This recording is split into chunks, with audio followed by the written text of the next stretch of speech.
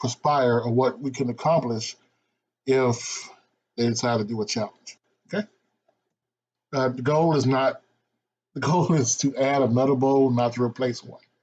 Once again, we're going to see how this works out, but follow me. Now, first, look at some of the Sun Belt's imprint. Originally, it was a non-football conference. The Sun Belt began doing football in 2001. Its football teams participate in the Division I FBS, 12-member institutions primarily across the South. Of course, the assets are $5.093 million, income is $11.25, and revenues $11.22. Headquartered out of New Orleans, Louisiana. Now, they are very close to being a zero positive league, but they run really close to the belt to make sure things get done. Now, the SWAC, we all know the SWAC is headquartered in Birmingham, Alabama, made up of most historically HBCUs. It's in the South as well. It participates in Division I for all sports except football. It does in the FCS, formerly referred to as the Division I AA. Assets are $2.8 million. Income is $6.046. Revenue is $6.046. So they spend everything they have down to the penny. There's no savings going on because they don't really make as much as the Sun Belt does for now. Let's go on, let the games begin. Look at some numbers real quick. The Sun Belt has an average attendance of 18,342. Now the SWAC's average attendance is about 15,266, which leaves the FCS is a little bit skewed because we have a couple of teams that don't have stadiums big enough to get over that hump. That will be taken care of pretty soon. I know those stadiums have upgrades in the future planned, but right now, because they're below that level, as a conference, we can't get higher than that 15,266. First week, what I would do is Arkansas State versus Grambling State. I would not play this in Arkansas State Stadium. I'll play it in Little Rock. They have a big stadium there at the War Stadium. You can do more of a half and half. It can end up being something like a OU Texas type deal in the future. I do have things in the end of this video that you really want to look at, but this right here is something I see going on the first week of next year. Come out shooting, right? You want to have momentum going. You want to have your best team, your most hyped team, put it like that, versus one of the top of the Sun Belt. So you want to have Jackson State going to Coastal Carolina opening week, because usually opening weekend you won't have any big games. So this will be the SWAC's chance to shine.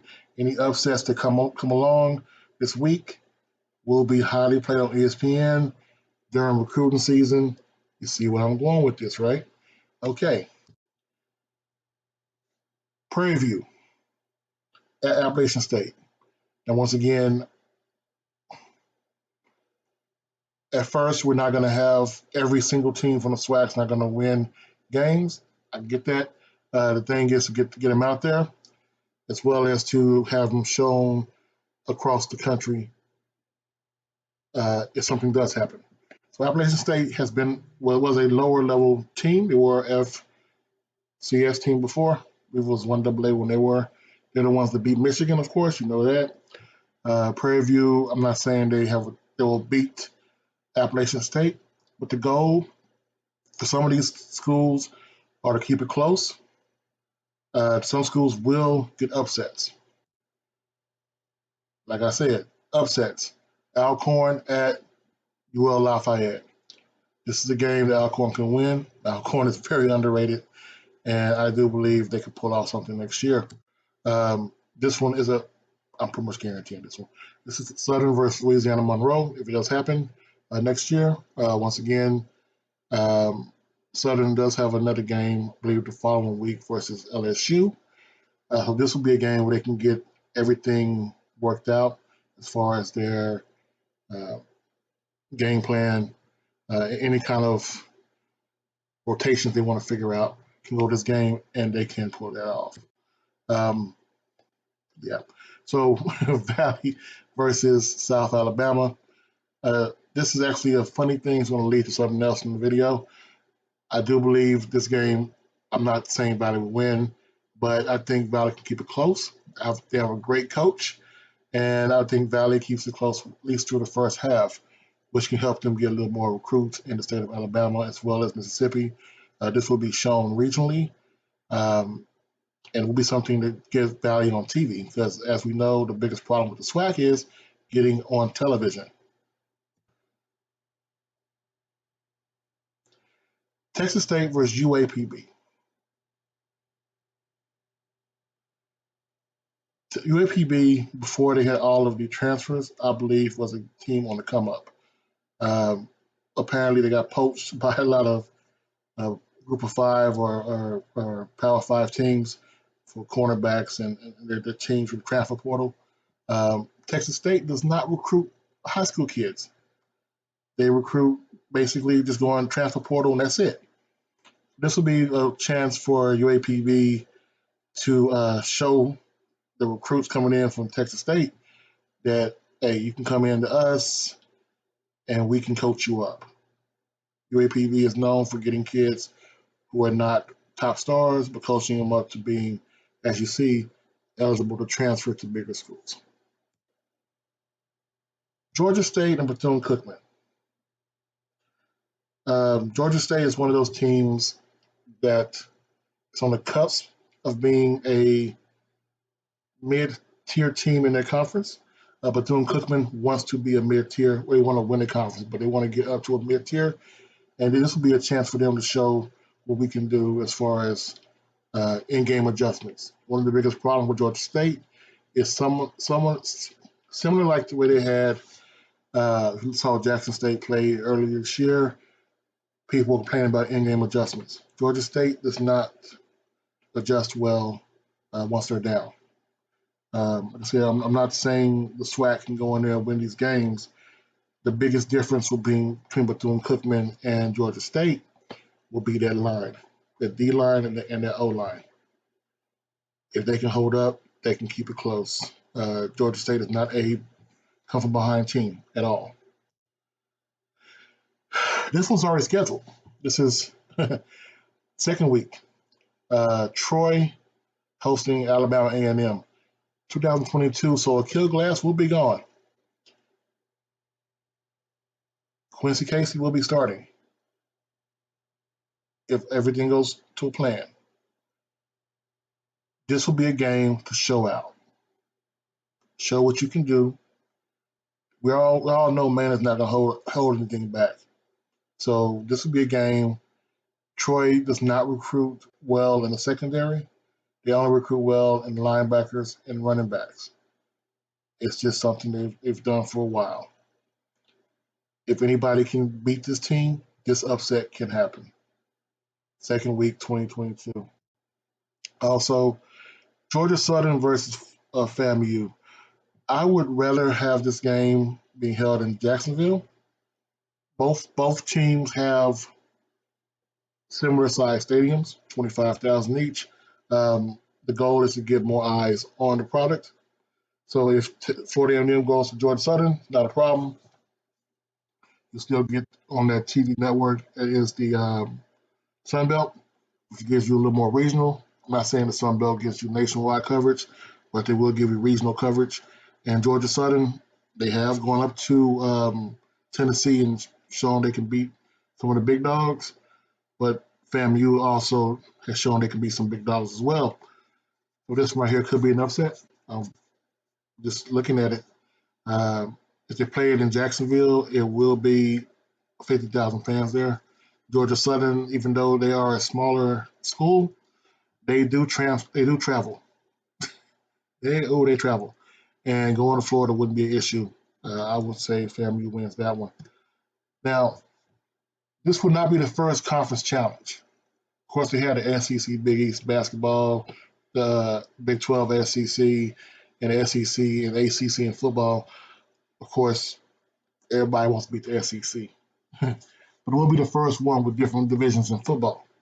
As far as I can see, I have not found a conference challenge between FBS and FCS. I've seen schools go from FCS to beat FBS teams on a regular basis, i.e., North Dakota State beating everybody from Iowa to Wyoming to Kansas State, stuff like that, but have not seen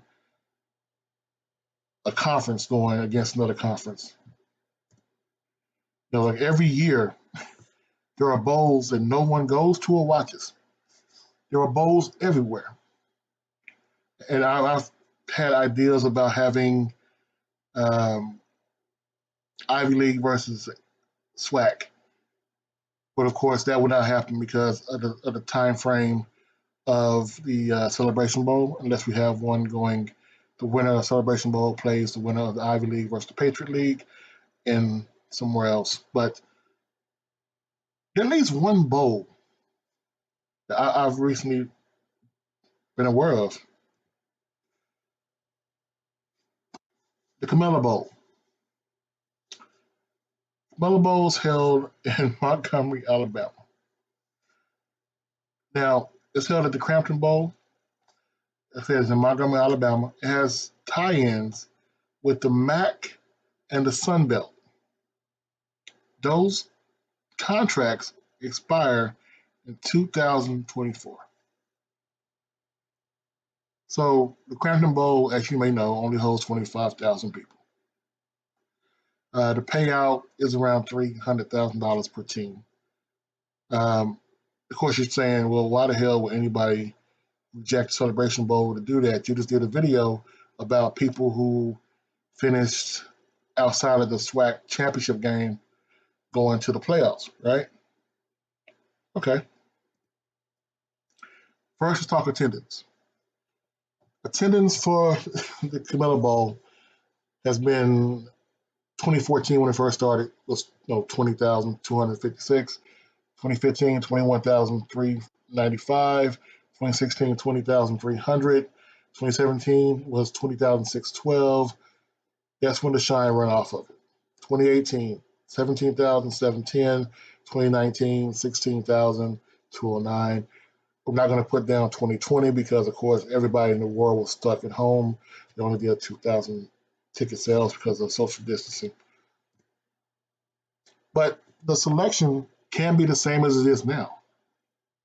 Right now, the fourth best team from the Sun Belt will play the runner-up from the SWAC.